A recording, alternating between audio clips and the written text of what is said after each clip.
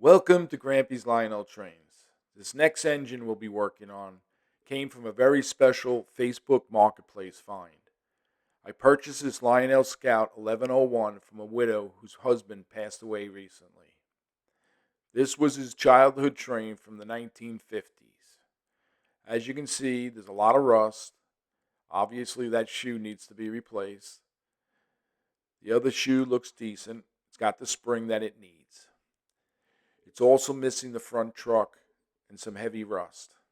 Much of the original wiring is probably going to be brittle, cracked, or broken. This engine hasn't run in a long time, but it hasn't been forgotten either. I'll carefully tear it down, clean years of corrosion, and bring this Scout 1101 back to life, one step at a time. This isn't just a repair, it's about honoring a childhood's memory and giving this classic Lionel engine a second chance here at Grampys Lionel Trains. When I work on steam engines, I like having a container marked front, back, left, and right so I can put all the parts, trucks, side rods, etc. Removing the screws from the rear bracket that keeps the rear truck aligned. This bracket controls how the truck pivots. Next, I'll remove the rear truck mounting screw. This screw is very important because it doesn't just hold the rear truck in place, it also secures the entire pickup shoe assembly to the engine. Once removed, the rear truck and shoe assembly can come free, also with the drawbar. As you can see, that drawbar is pretty rusted along with the wheels. It's going to need some WD-40 and an abrasive buffing wheel. With a 1/4-inch nut driver, I remove the hex screw that holds the drive rod and the crosshead onto the wheel. As you can see, WD-40 and a buffing wheel is going to be needed there too. Repeating the same removal on the right side of the engine. Hex screw, drive rod, and crosshead.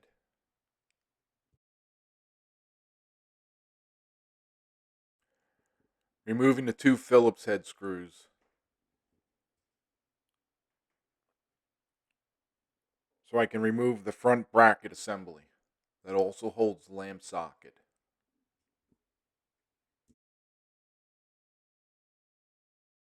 Next, I'll be removing the motor mounting screws. One in the rear and one in the front. These screws secure the motor and the frame assembly to the shell. Once both screws are removed, the engine and the motor assembly can be carefully lifted out of the shell.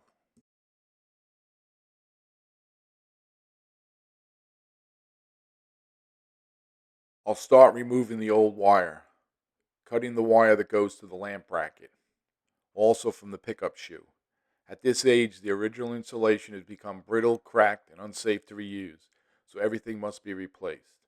You can already see the problem here at the pickup shoe. The insulation is completely gone, leaving the bare wire exposed. That's a short waiting to happen. Rather than trying to save any of this, it's safer and more reliable just to start fresh with new wires. Inspecting the shoe assembly, I can see one of the pickup shoes has lost its spring tension. Before replacing the whole assembly, I'm going to try to carefully bend the spring to bring some tension back into it to fix the problem. This E-unit is going to need a complete overhaul. I will be replacing all the wires, the single and the double contact fingers, and also cleaning the drum to make sure it's reliable once it's back in the engine. This engine only has one wire soldered to the brush plate. That would be the green wire that comes from the 4 fingers. That's the yellow wire that comes from the 2 fingers, and that's the blue wire that comes from the 4 fingers. Removing the 2 screws that hold the brush plate onto the motor field.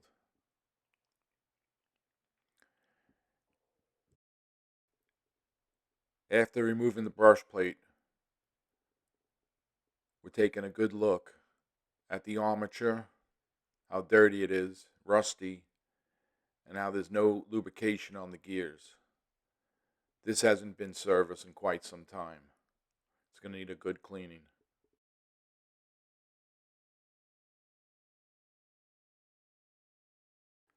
I'm applying WD-40 over the wheels, the gears, and any moving parts to help loosen years of built-up dirt, grime, and any corrosion. I'm using a combination of brushes and toothbrushes to work the solution to every nook and cranny, making sure to get all the debris out between the gear teeth, around the axles, and around the motor truck. This careful cleaning ensures that nothing abrasive remains that could cause wear when the engine runs. By taking the time to remove every bit of dirt and old grease, I'm preparing the wheels and gears for fresh lubrication and smooth, reliable operation once everything is reassembled.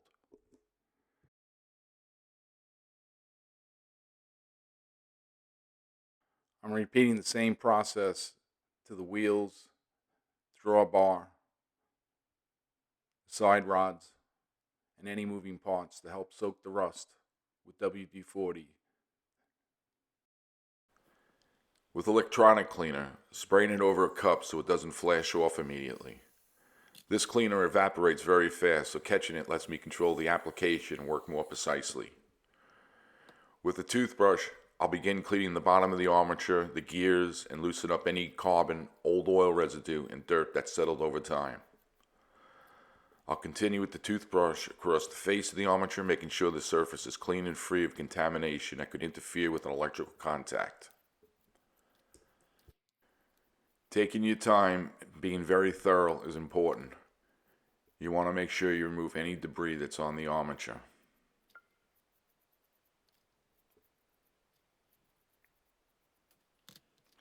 Moving on to the brush plate again, with the toothbrush to remove any grime from the surface and around the brush holders. I'll switch to using a Q-tip to clean inside the brush tubes where the brushes ride. This step is critical because any buildup here can prevent the brushes from moving freely and cause poor motor performance.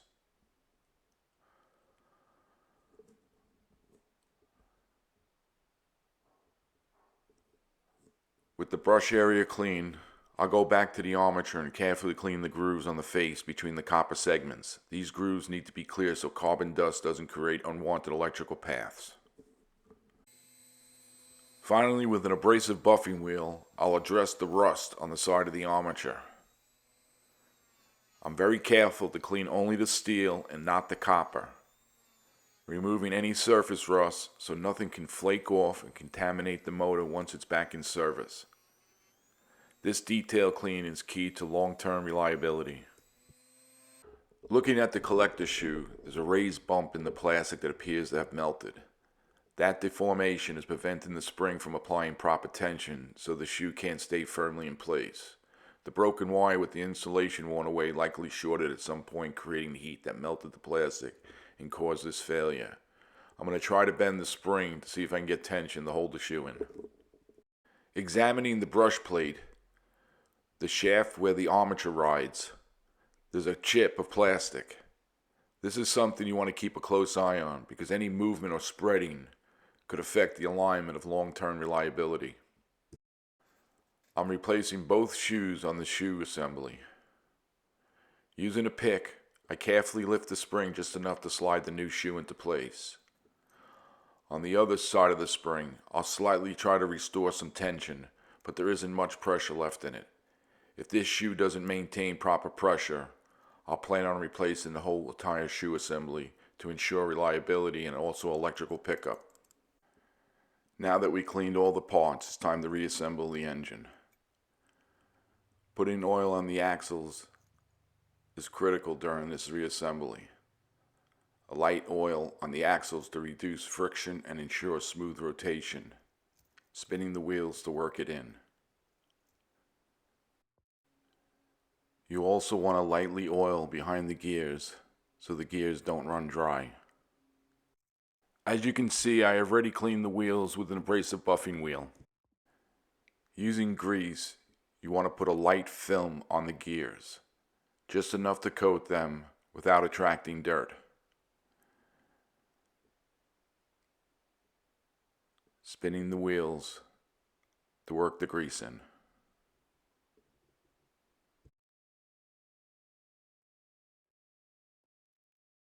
Finally, I'll grease the armature gear.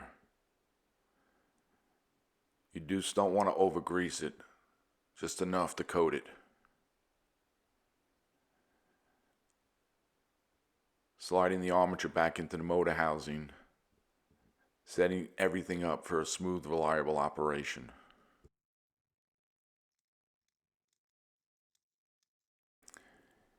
Installing the brushes back into the brush plate. It's important to preload the springs first. I like using toothpicks. These springs have a lot of tension, and without preloading them, the brushes will just pop right out. Once the brushes are seated, I'll turn the brush plate over and fasten it back onto the motor. Taking the two screws,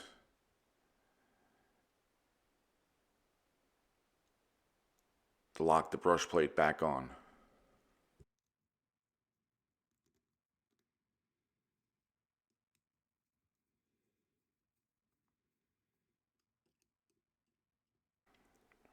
Once you tighten the screws, it's time to remove the toothpicks.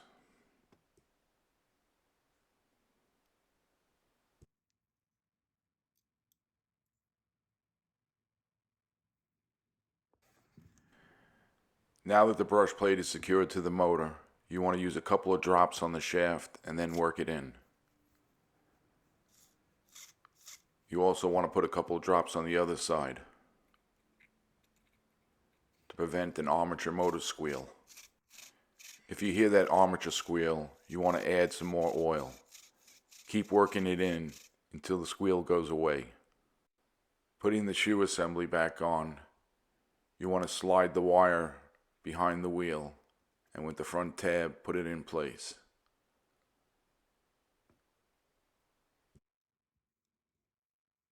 Here's the E-unit with a complete overhaul. The old wire was brittle and had to be replaced with new wire. I also replaced both the single and double contact fingers to ensure proper switching. The original drum was cleaned thoroughly, reused since it was in good condition. Every connection has been properly soldered for long-term reliability. If you'd like to see the process step by step, I cover an E-unit rebuild in a separate video. On this engine, the green wire connects to the brush plate, supplying power to the brushes. The yellow and blue wire are soldered to the field coil, which controls the magnetic field for the motor. Each connection is properly tinned and soldered to ensure a solid electrical bond. Taking your time to make sure you have a clean soldered joint is critical for reliable motor performance and long-term operation. Now that the wires are properly soldered, you want to take the insulated sock and slide it over the open soldered connections.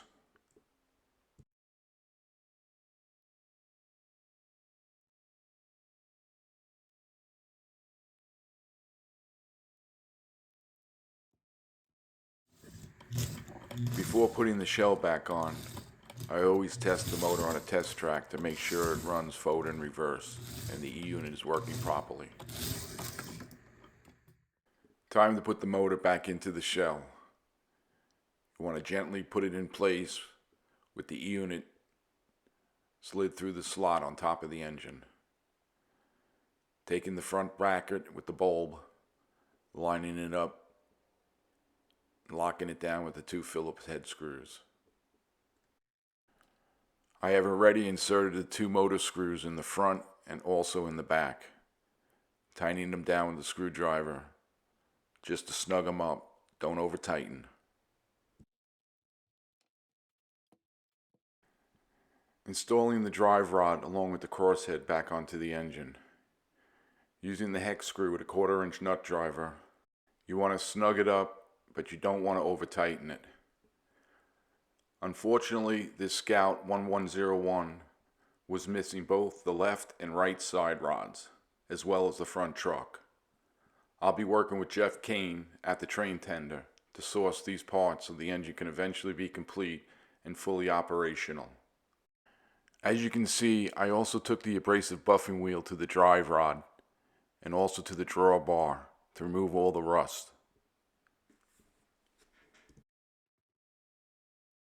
Now it's time to reinstall the rear bracket that guides the rear truck, allowing it to slide back and forth freely while maintaining proper alignment.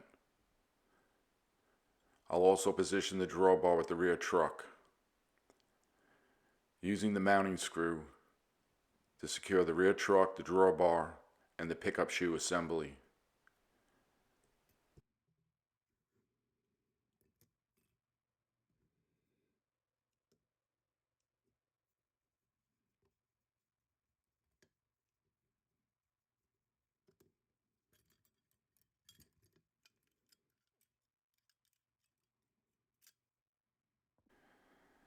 This is the Scout tender that came with this engine. In a future video, I'll try to clean it up, remove the rust, and hopefully I don't have to repaint it.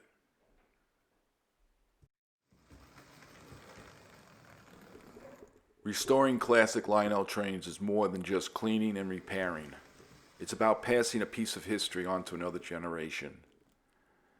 This Scout 1101 holds memories of a boy enjoying the magic of his train back in the 1950s. And bringing it back to life preserves those memories while keeping the train running for the future. By carefully cleaning, rewiring, and restoring each part, we ensure it will operate smoothly and reliable, letting new generations enjoy it, just as he did. Thanks for watching. Don't forget to like, subscribe, and leave a comment.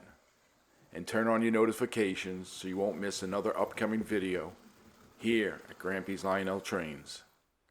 Happy railroading.